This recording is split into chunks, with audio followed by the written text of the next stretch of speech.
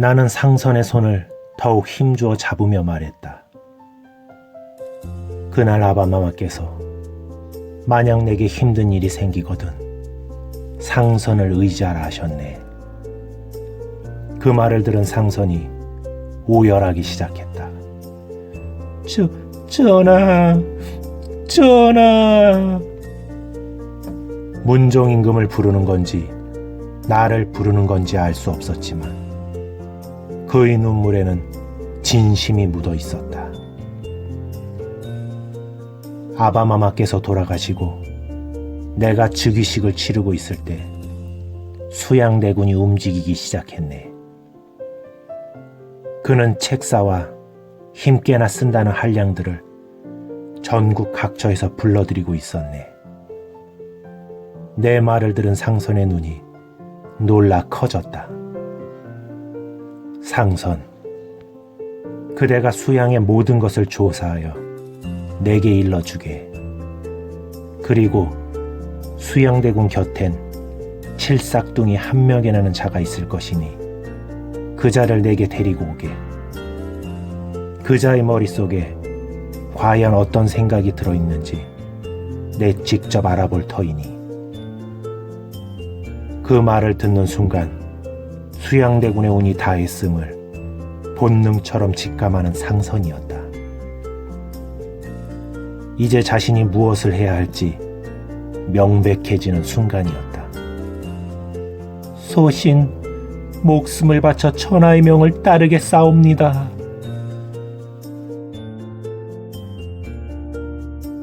경회루엔 술과 안주가 푸짐하게 마련되어 있었다.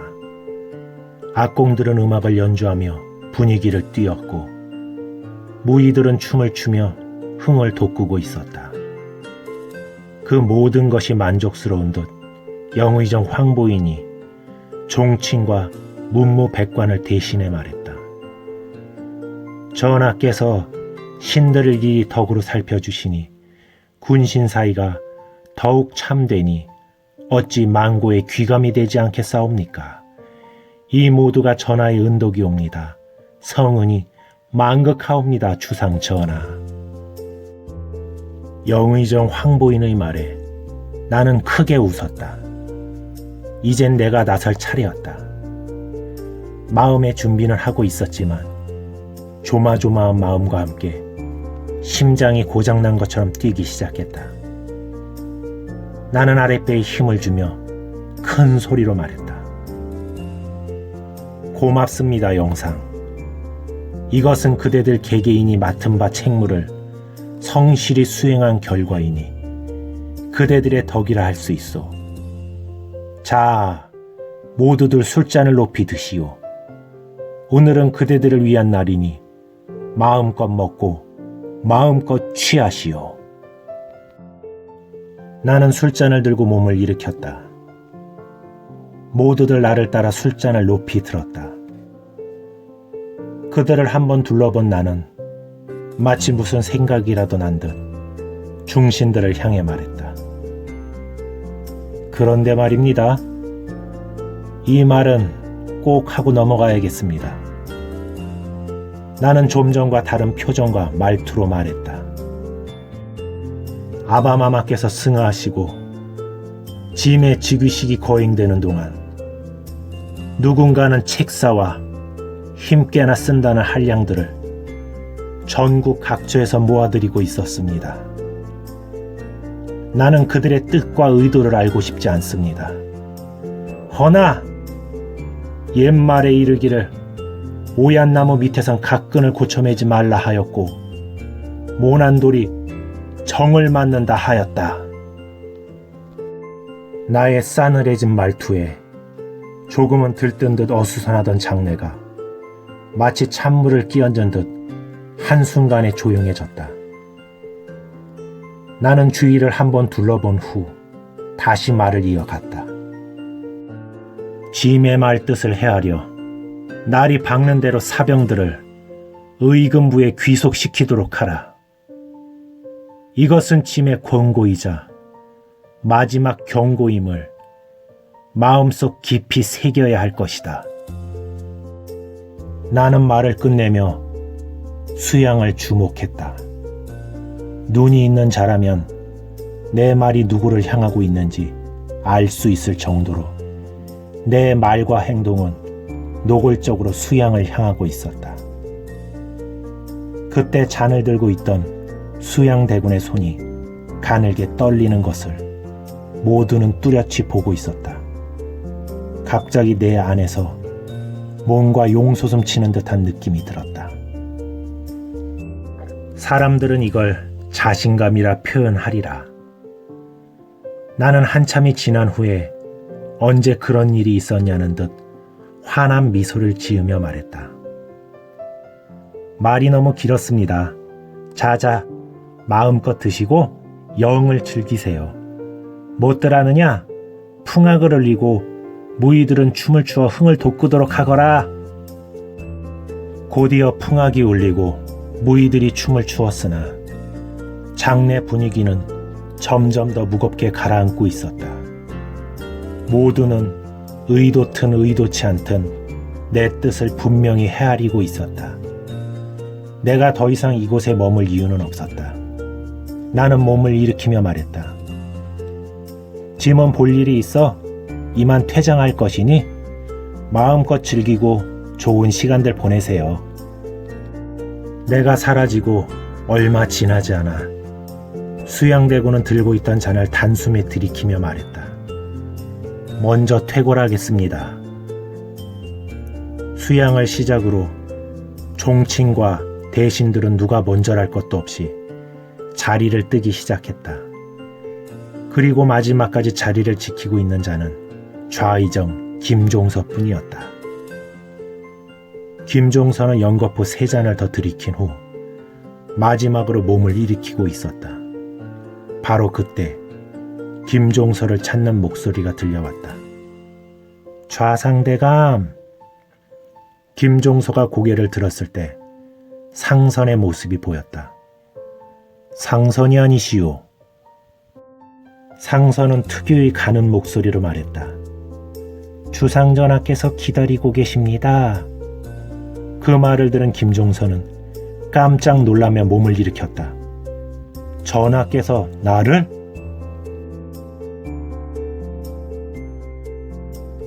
잠시 후 급한 걸음으로 다가오고 있는 김종서의 모습이 보였다. 나는 김종서를 반갑게 맞았다. 어서 오세요, 좌상. 전하, 소신을 찾으셨사옵니까? 그렇습니다. 긴히 당부드릴 말씀이 있어서. 하명하옵소서, 전하. 김종서는 최대한 몸을 낮추고 있었다. 그의 말투와 행동으로도 느낄 수 있을 정도였다. 나는 김종서를 바라보며 잠시 뜸을 들였다. 하지만 김종서는 커다란 바위처럼 흔들림이 없었다. 나는 김종서의 곁으로 다가가 말했다. 좌상, 바람이 좋습니다. 잠시 저랑 산책이나 하시지요. 망극하옵니다, 전하. 김종서. 사람들은 그를 백두산 호랑이라고 부른다. 나는 말없이 그와 걸으며 그 뜻을 이해하고 있었다. 그는 크고 무거운 자였다.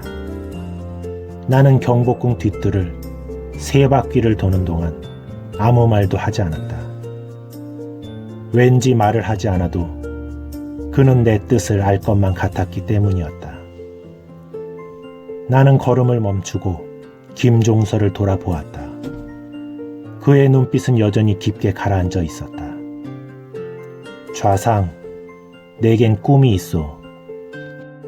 내 말을 들은 김종서의 시선이 처음으로 나를 향하고 있었다. 그런 김종서를 보며 나는 다시 말을 이어갔다. 내 백성이라면 백정과 노비조차 부유하길 원하오. 더하여 천하의 어떤 나라도 힘으로 우리의 주권을 빼앗지 못하게 할 것이요. 이것이 내가 꿈꾸는 부국강병한 조선이요. 내 말을 들은 김종서의 눈동자가 심하게 흔들리고 있었다. 나는 그런 김종서의 눈빛을 피하지 않았다. 그리고 그에게 한 발 다가서며 말했다. 나를 위해, 아니 조선 만민을 위해 그대는 목숨을 바칠 수 있겠소? 바위처럼 굳건하던 김종서의 몸이 마치 허물어지던 내 앞에 부복했다. 소신, 전하의 명에 죽고 살 것이옵니다. 다시는 그런 하명을 마옵소서. 늙은 김종서의 눈에서 눈물이 흐르고 있었다. 나는 늙은 김종서의 손을 두 손으로 감싸지며 그를 일으켜 세웠다. 우리 함께 가봅시다. 짐이 아닌 조선을 위해.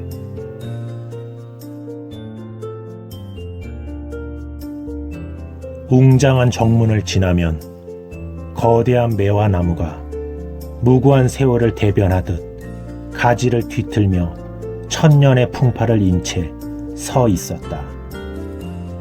그리고 그 주위로 수많은 전각들이 오랜 세월을 고스란히 간직한 채 김종서와 운명을 같이하고 있었다. 사람들은 이곳을 큰 호랑이가 머문다 하여 대오가라 하였다. 그런 대오가의 하늘을 검은 그림자 하나가 달빛을 가르며 날아들고 있었다.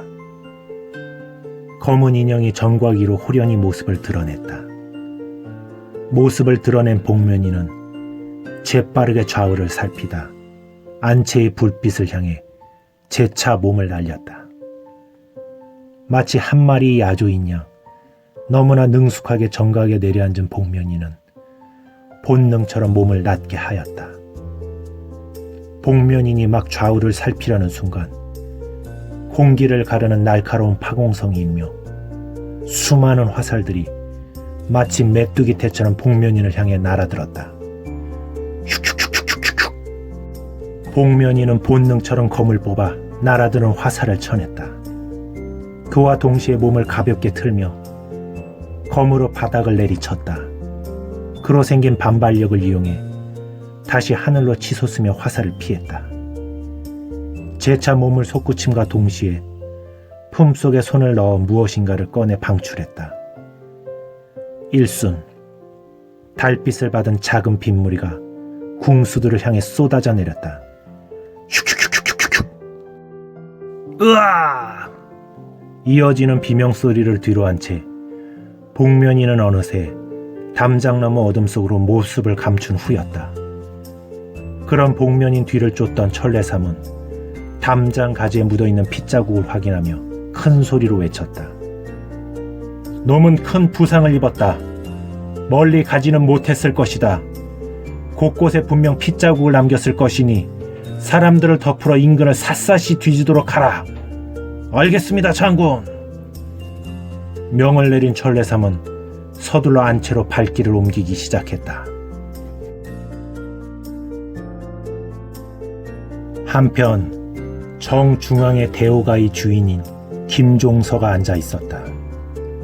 그리고 그 양옆으로 운검을 세워놓은 모습이 제법 위험이 느껴졌다. 더구나 좌우로 늘어선 18명의 배치에도 신경을 쓴 듯 각각의 개성이나 특성이 묻히거나 가려지지 않고 있었다. 무엇보다도 왼편의 귀등을 휘감으며 승천하는 청룡의 조각상과 우측의 백호상이 전체적인 균형 감각과 웅장함을 함께 자아내고 있었다. 천례삼, 어떻게 된 일인가? 김종서의 물음에 천례삼은 부복하며 입을 열었다. 아무래도 귀온대가 잠입을 한 것 같습니다. 허나 부상을 입었으니 멀리 달아나지는 못했을 것이옵니다. 천례삼의 말을 들었음에도 김종서의 반응은 담담하기만 했다. 그의 성종대로라면 벌써 노성이 터지고도 남을 상황이었다. 장군, 도대체 무엇을 망설이시옵니까? 우리에겐 알모카와 화천이 있지 않습니까? 그들을 부르소서. 귀혼대의 움직임이 심상치 않습니다. 더 이상 수양을 이대로 두었다간 장차 무슨 일이 벌어질지 알 수 없습니다. 장군께서 결심만 하신다면 소장이 선두에 설 것입니다. 그 말을 들은 김종서는 엄한 표정을 지으며 말했다. 네, 다시 한번 말하지만 귀혼대는 그리 만만한 상대가 아니다. 또한 화천 역시 오롯이 내 것이 아님을 명심하거라.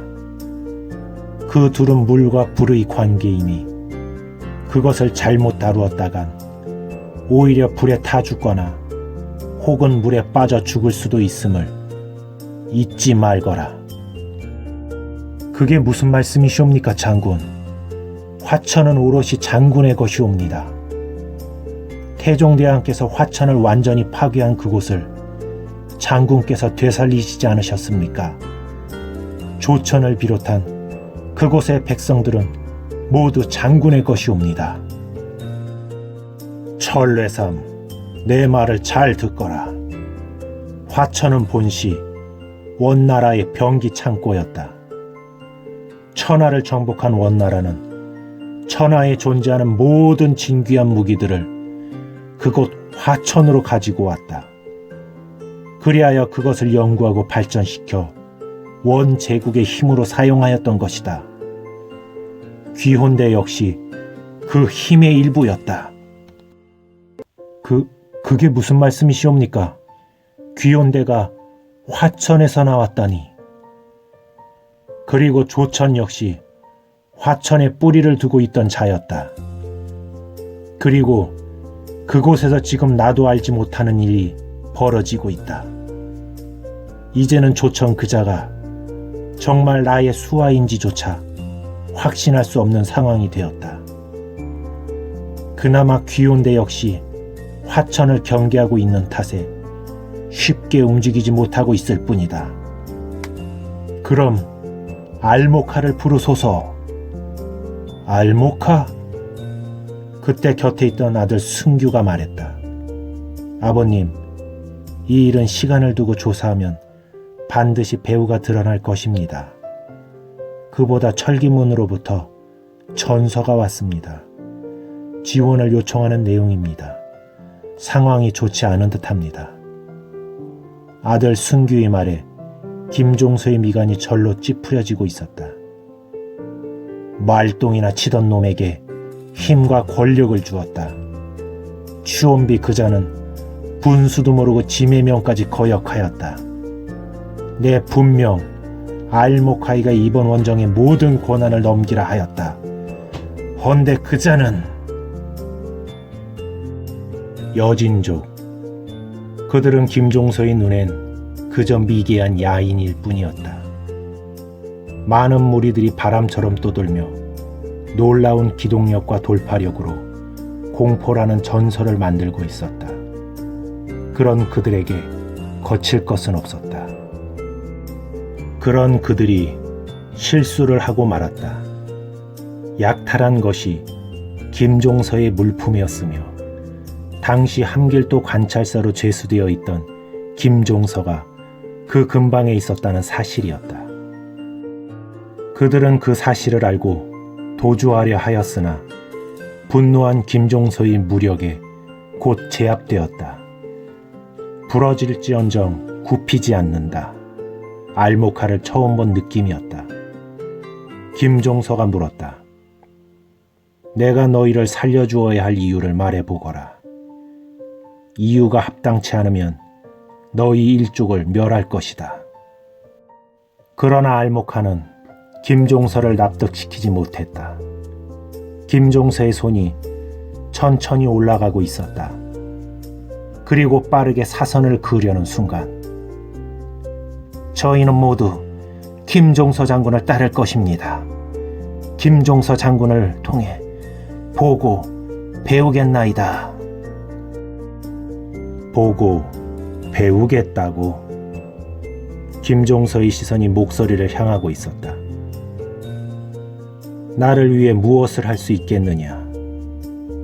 김종서 장군께서 부르신다면 바람보다 빠르게 답할 것입니다. 바람보다 빠르게? 빠름만으론 나의 명을 수행할 수 없다. 너희들은 너무 약하다.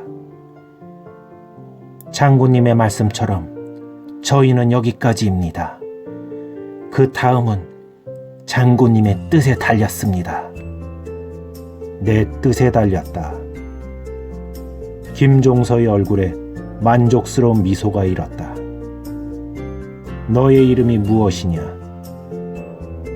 오도리 족장 알모카라 하옵니다. 알모카. 알모카의 용모를 살피던 김종서의 시선이 어느새 오도리 부족민들을 향했다.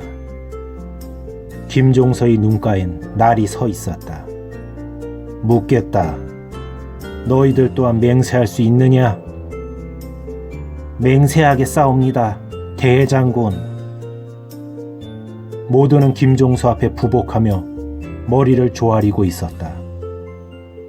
그들은 흡족한 미소로 바라보던 김종서가 알모카를 바라보며 말했다. 너희 오도리족은 지금 당장 두만강 이북으로 이동하여 다음 명을 기다려라. 나는 이곳에 새로이 육진을 개척하여 이 땅을 조선에 편입시킬 것이다. 알아듣겠느냐? 그 말을 들은 오도리 부족민들은 놀란 눈을 한 채 모두 알모카를 바라보고 있었다. 어느새 알모카의 악담은 입술 사이로 핏물이 맺히고 있었다. 그의 한마디에 일족의 생사가 달려 있었기 때문이었다. 그런데도 알모카의 입은 쉬 열리지 않고 있었다. 그러다 그의 입이 천근처럼 무겁게 열렸다. 명을 따르겠습니다, 주군. 이후 김종서는 국왕에게 청하여 여진족인 알모카와 추원비에게 각각 벼슬과 상금을 내려 국경 이북에 머물게 하였다. 그들은 조선의 힘이 미치지 못하는 내륙 깊은 곳에 위치한 여진족의 침입을 막으며 국경의 완충지 역할을 하였다. 그런 그들을 조선은 번호라 불렀다. 당시를 떠올리던 김종서의 시선이 자신을 바라보고 있던 아들 승규와 마주쳤다. 아버님, 어서 취하정으로 납시지요. 손님을 청해놓고 주인이 나타나지 않음 또한 예가 아닌 줄 아옵니다. 이 일은 소자에게 맡겨주시고 이만 납시지요. 큰아들 승규가 이렇게까지 말을 하는데야 김종서로서도 더 이상 문제 삼을 수가 없었다. 그는 못마땅한 듯 철례삼을 한 번 다시 흩어본 후 발길을 옮겼다.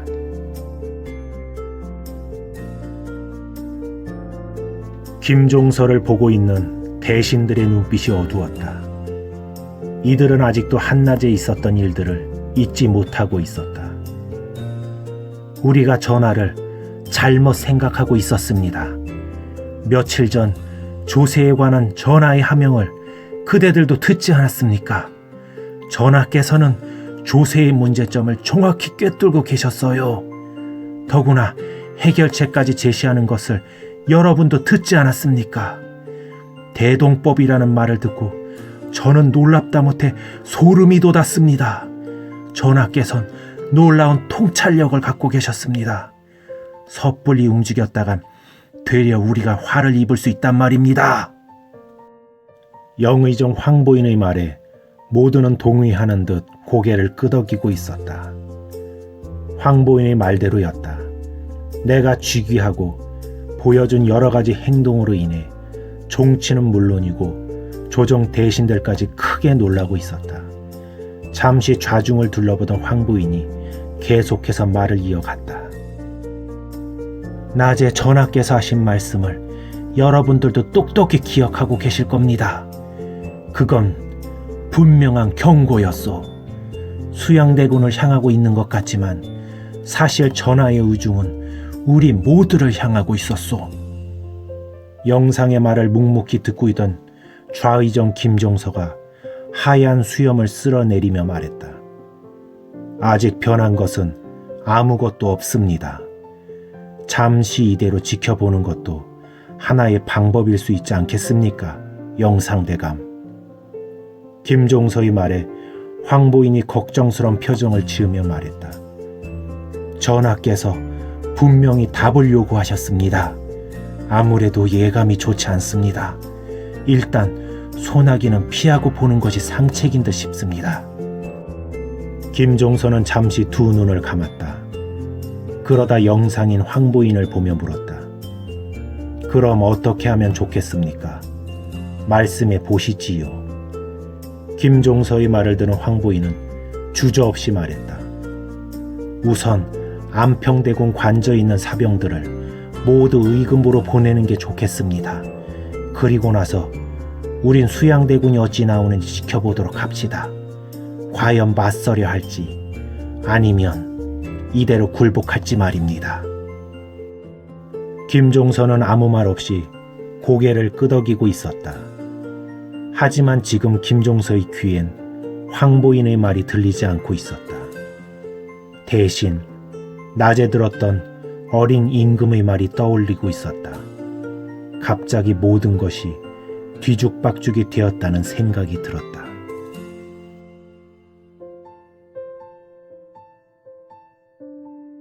어릴 적 내 등에 엎여 놓지던 그때의 전하가 아니셨네.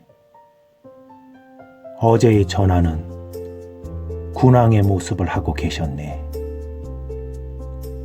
소양대군의 말을 들은 한 명의 낯빛이 무겁게 가라앉고 있었다.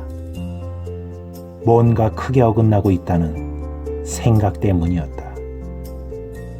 잠시 생각을 정리한 한 명애가 천천히 입을 열었다. 전하의 뒤에 우리가 알지 못하는 어떤 존재가 있는 것 같습니다. 전하께서 아무리 영민하다 한들 아직 춘추미령하시옵니다. 결코 그 나이에 할 수 있는 일들이 아닙니다. 김종서 말고 우리가 알지 못하는 누군가가 있는 것이 분명합니다. 아무래도 우리가 너무 방심하고 있었던 것 같습니다. 대군마마. 그럴 수도 있겠군. 한 명의 말에 순간 수양대군의 얼굴에서 핏기가 가셨다. 어제 궐에서 있었던 일들이 떠올랐기 때문이었다. 수양대군은 한명회를 보며 채근하듯 물었다. 그래서 알아낸 것이 있는가? 그것이 귀온대의 보고를 듣고 제가 직접 확인해 보았습니다. 즉위 직후 전하께서는 조세 개혁을 들고 나왔습니다. 너무나 구체적이라 저 역시 듣고 놀랄 정도였습니다. 만약 제가 그 일을 한다 해도 한두 해로 끝낼 수 있는 일이 아니었습니다. 이미 선왕 때부터 우리가 모르는 일들이 벌어지고 있었던 것이 분명한 듯합니다. 이미 전하의 칼날이 이곳을 향하고 있는 것이 분명합니다.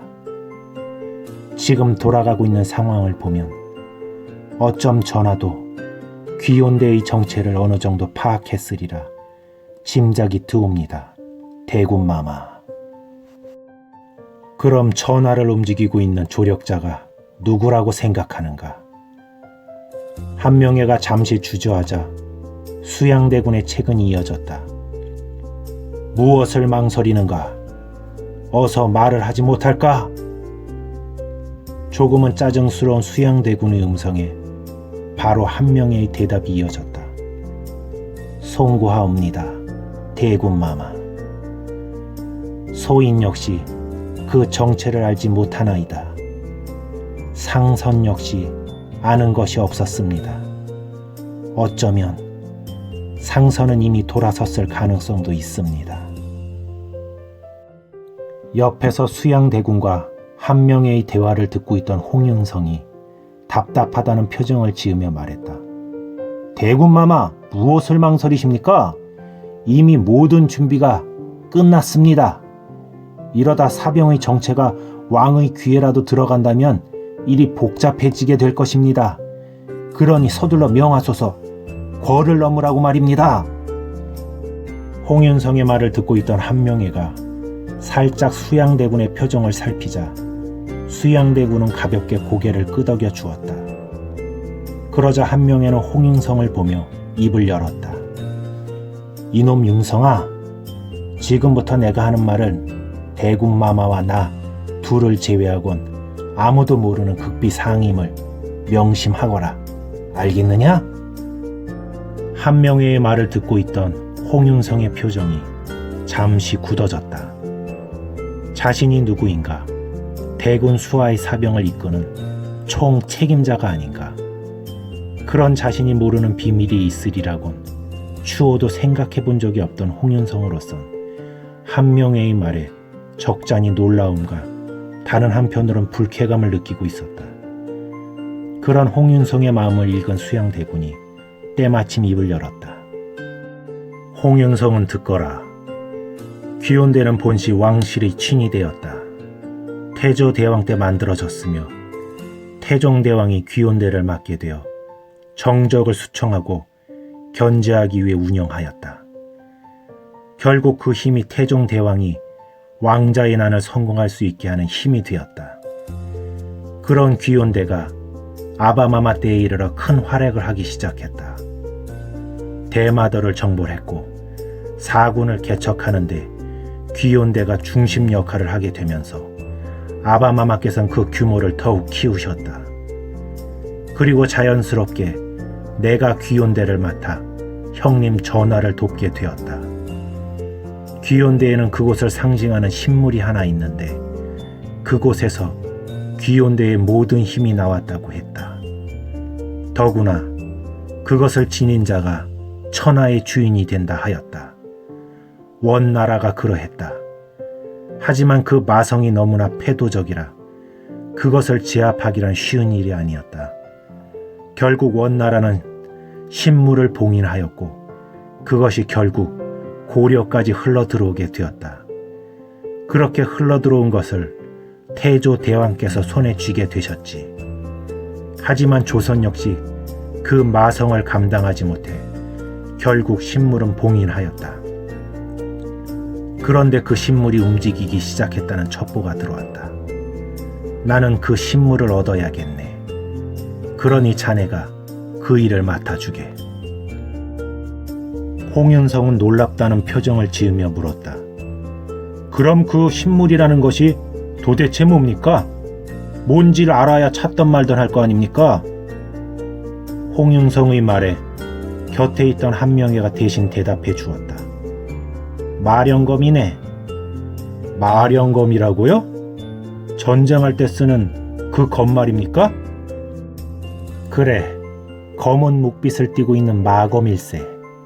마성이 원체 강해 누구나 알아볼 수 있다고 하더군. 지금 우리는 사면초가에 빠졌네. 국왕과 안평대군을 등에 업은 훈구 대신들이 우리를 노리고 있는 지금 우리에게 가장 필요한 것은 마령검일세. 그 임무를 자네에게 하명하는 것이네. 내 말 알아듣겠나? 그럼 마령검이 지금 어디에 있다는 말이요? 며칠 전에서야 마령검이 재림했다는 사실이 파악되었네.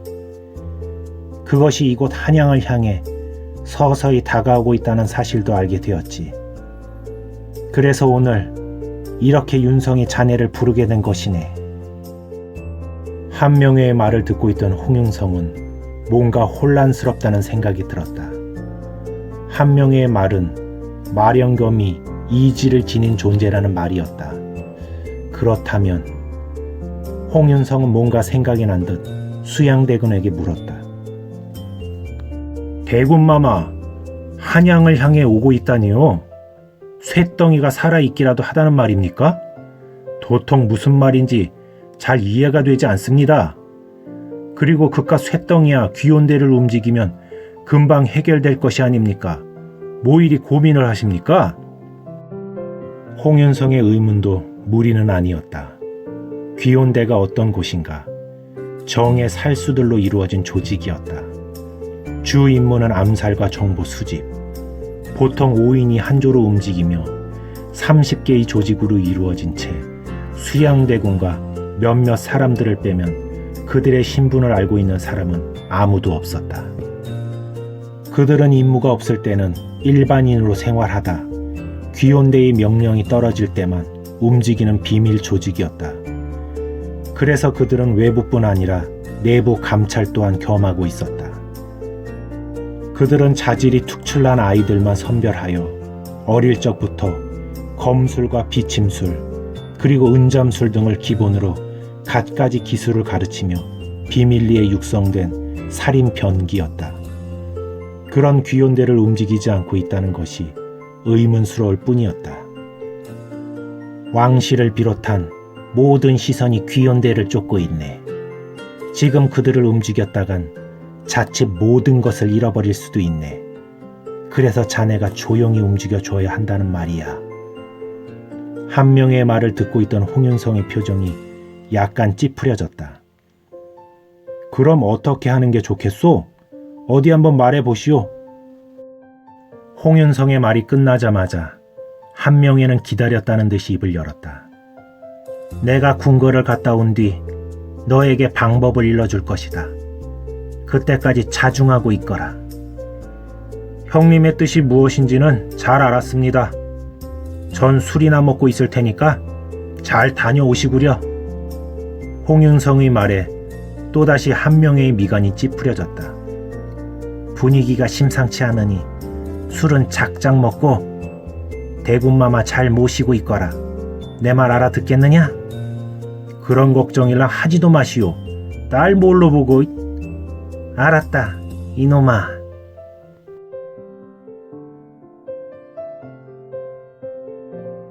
보통 멧돼지를 잡으려면 산을 몇 개나 넘으며 끈질기게 사냥감을 따라 붙어야 했다. 그러기 위해선 체력은 필수였다. 무엇보다도 사냥감을 포착하게 되면 목표를 향해 창을 겨누는 집중력과 그보다 강한 체력이 사냥의 성패를 가르는 중요한 요체였다. 그런 탓에 흑살의 몸은 마치 무쇠를 다져놓은 듯 그 기세가 대단했다. 그런 흑살에겐 세상의 그 무엇도 두렵지 않았다. 이놈이 도대체 어디로 사라진 거지?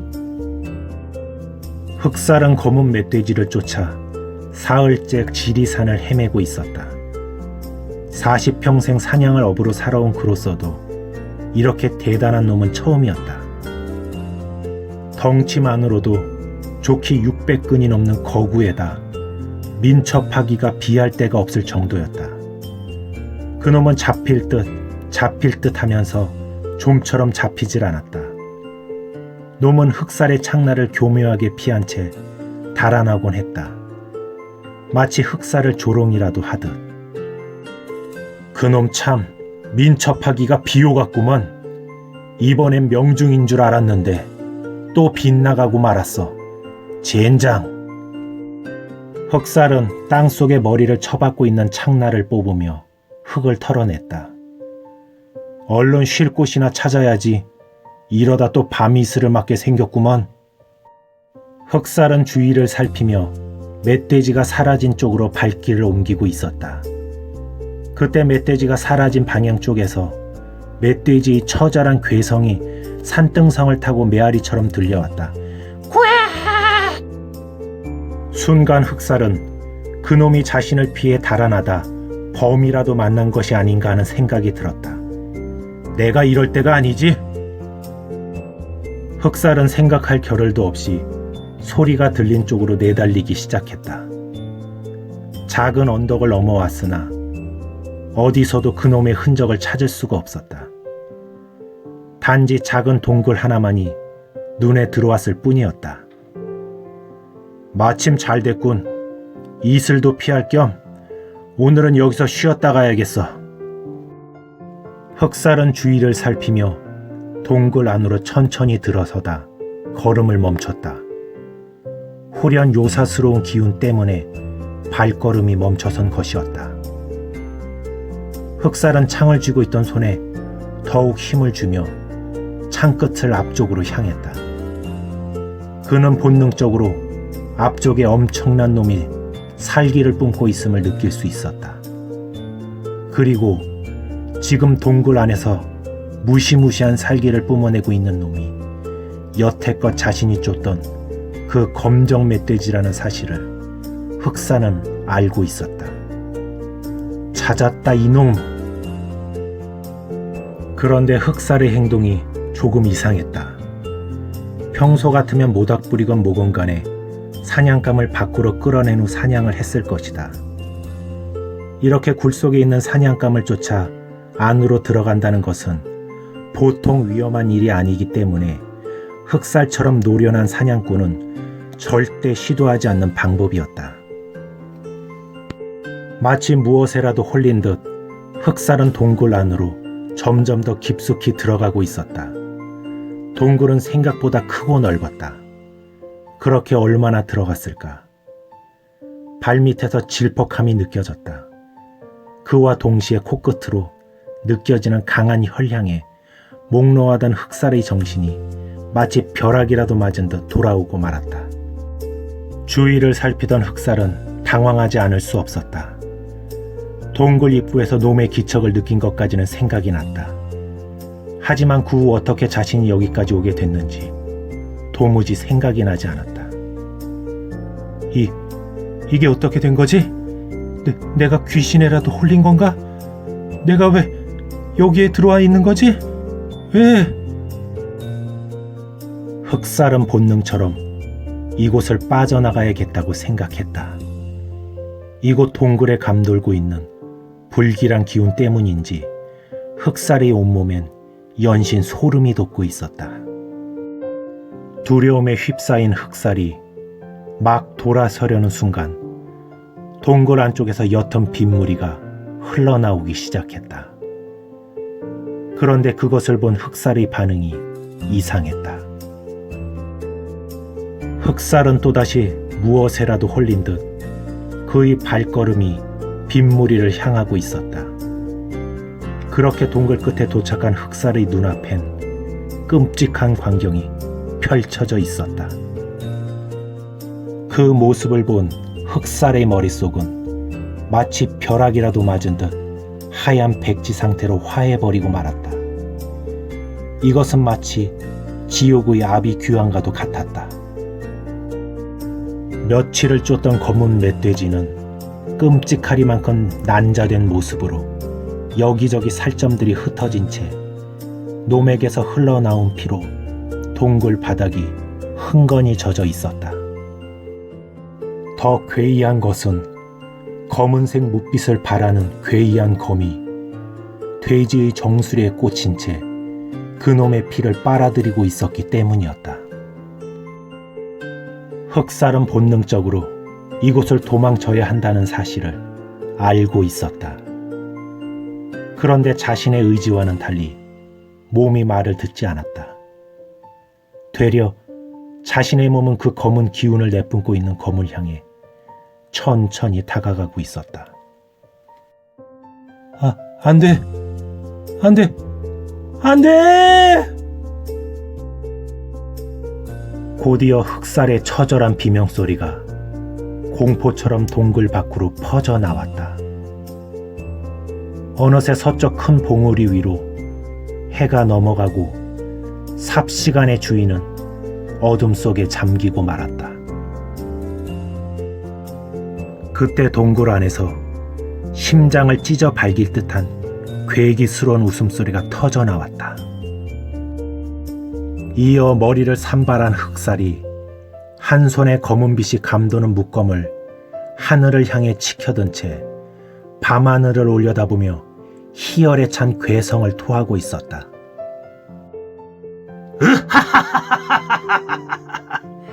이방원 이놈! 감히 나를 속여 이런 곳에 나를 가두어 두다니! 내 놈의 일족들을 모두 멸하리라!